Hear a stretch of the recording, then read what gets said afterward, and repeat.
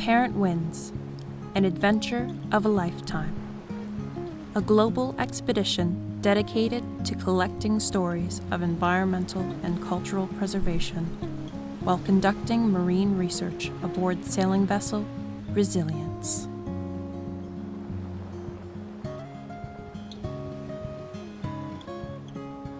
It's funny when you're in a place so far north, I'd say, or so far away from the equator, the seasons are so much more obvious. And we could feel that, the movement of time through the summer, the height of summer, the summer sort of slowing down, it's starting to cool off. And for us, that was our signal that it was about time to go.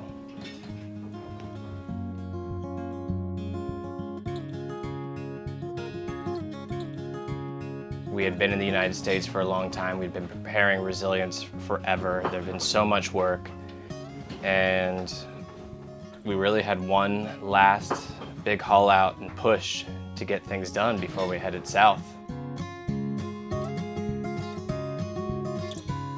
Yeah, so right now we have a ton going on. We're supposed to leave, basically now, but we're putting a whole new enclosure around the cockpit. So we built this hardtop, but now we're gonna enclose it so it's, more or less, I won't say waterproof, but it'll keep us dry and warm and that sort of thing. Kira and Ellie are right now sanding and working on bright work around that area just because as soon as we have canvas on there, it's gonna be hard to get to. So weird time to be doing varnish, but it's also sort of what we need to be doing right now. I'm working in the lazarette, building shelves, organizing tools, getting our sort of workspace, and at the same time we've been just purging a lot of duplicate tools that we don't need. We already have redundancy, but we have way too many parts that don't really belong to this boat anymore because we changed our systems, all sorts of plumbing things, stuff like that. We were going to rebuild our windlass, the hydraulic motor on the windlass, but we're going to wait to do that, but we did take it apart and get some stainless steel fittings so that we don't have rust and grease all up there. It's been an issue for a long time. Down below, we're redoing our whole power system, new batteries, inverters, crazy upgrade to our system. And I feel like I'm forgetting 1,000 things. Our generator, we moved to the engine room. I'm waiting on a little frame that I designed that's being fabricated to hold the generator up. It needs to be at least at water level for the exhaust to work properly. And now that we moved it into the engine room, that's a hurdle that we've had. So we have all of those things, plus just your basic getting the boat ready for a passage, making sure everything is running well, oil changes, testing systems, refrigeration, whatever it might be. And then of course we have to provision and get the boat ready. We're doing all this right now because we are basically headed straight to Woods Hole. We're picking up floats. Then we have to go deploy them in the North Atlantic. That's a big project right there. The North Atlantic in November is not always the friendliest sort of body of water to be on. So we want to make sure we're ready for that. And then as soon as we're done with that, we basically head south to the Caribbean. And we're out of the country for a very long time. We don't even know, 5 to 10 years. So we're trying to get a lot of this stuff done so that we're as prepared as possible. And it is a lot. And whenever we tell people what we're doing and what we're doing in the next week or week or two, it kind of shocks them. And it shocks us. It's sort of insane.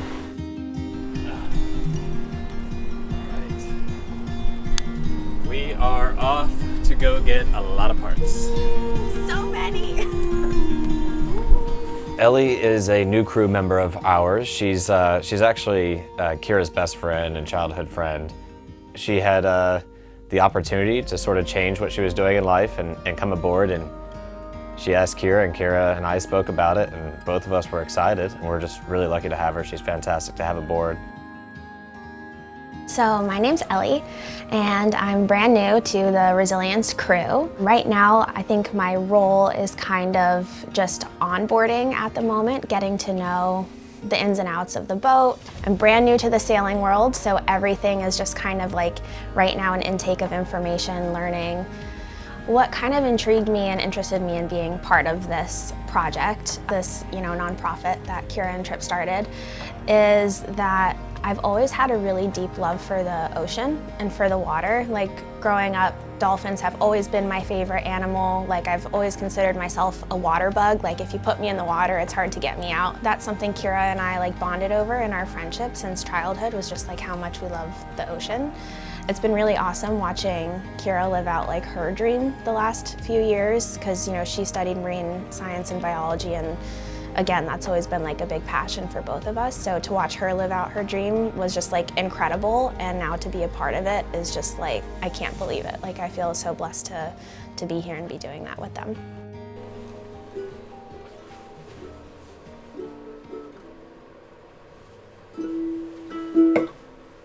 Those look really good. I forgot about these. Where are those from?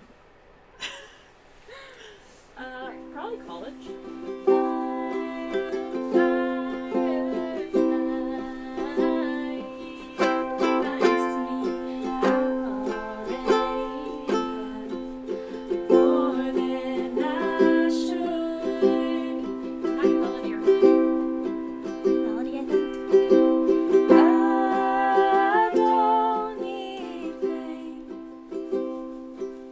So as the days became shorter, fall was clearly on the doorstep, we were holding on to being where we were. We loved being up in Maine, and as the seasons were beginning to change, we were also savoring that last little time that we would have in the Northeast, in a part of the world where you get to see seasons, where you get to see the fall foliage come in, where you get to have that familiarity of fall, which is just a really wonderful time of the year.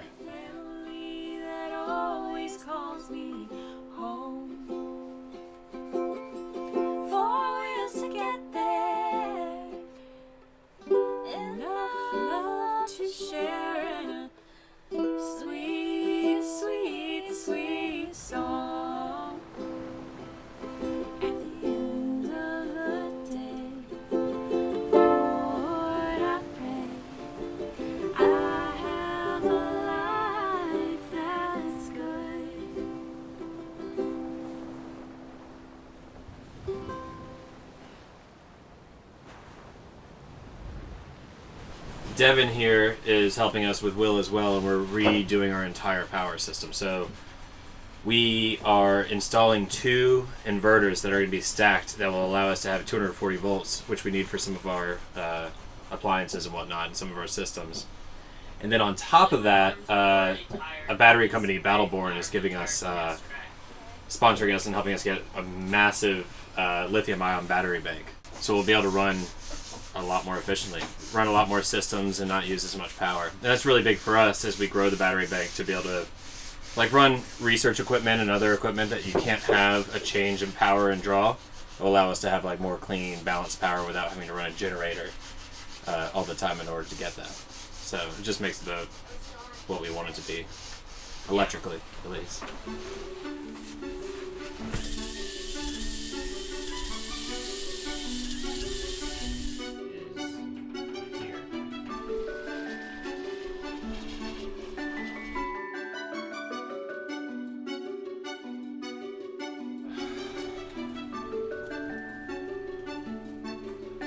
It's not too bad.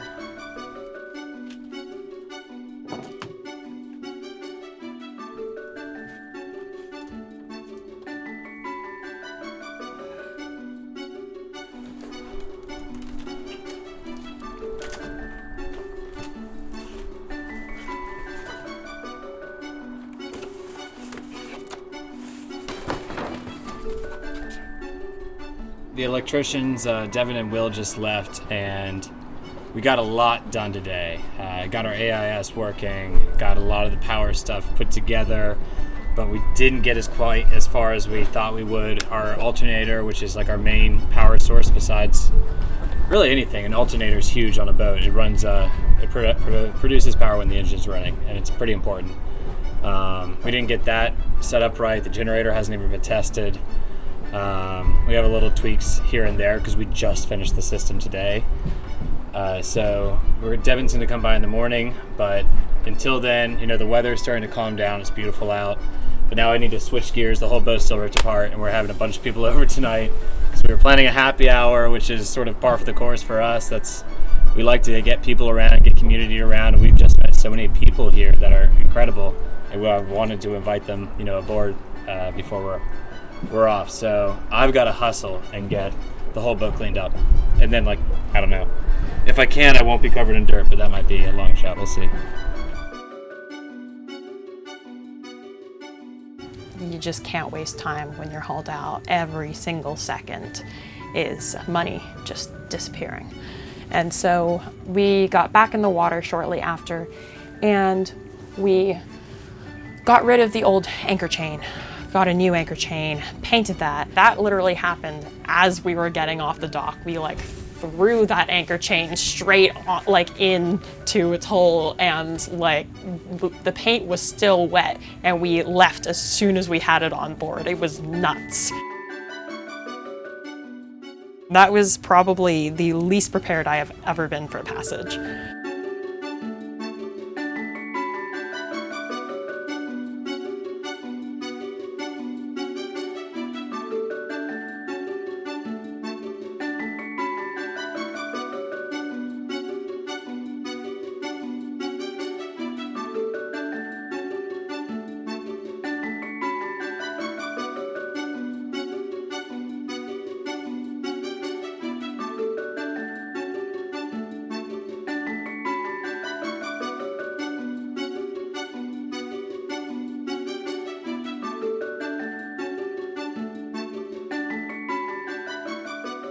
Right now we're about to cross over the over Stellwagen Shoals, and we're testing this AIS system hopefully here shortly. I just got cell phone service again, and Moses said that he's going to send a test signal here shortly, so we'll see how that goes. It was a pretty rocky, rolly evening, not heavy weather or anything, just a really confused sea state, so we just roll around a bunch. And this boat, we really were last minute getting everything ready, and so we went through all the necessary things, but we haven't sailed in a while. So much stuff is just loose and banging around. But yeah, it's a gorgeous morning.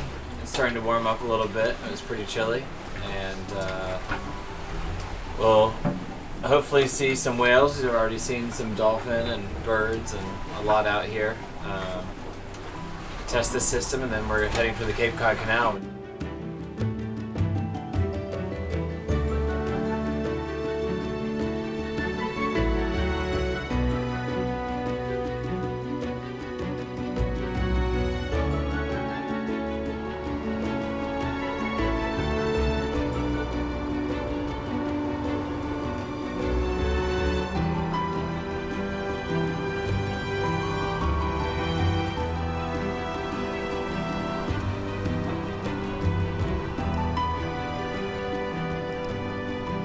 Yeah, we just got into Woods Hole, long-awaited arrival here.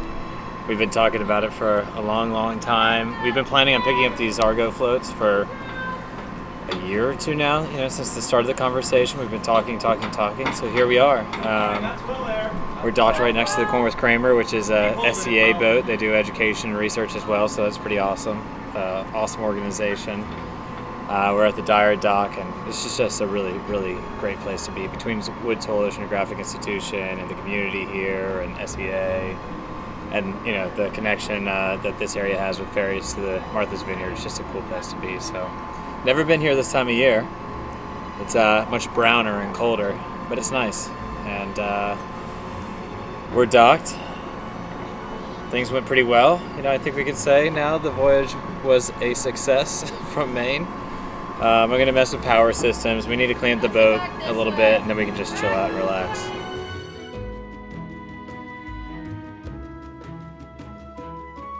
We couldn't wait for what's to come. Really, this moment was that last step on familiar territory before we started the big press to head south and carry on with our expedition around the world.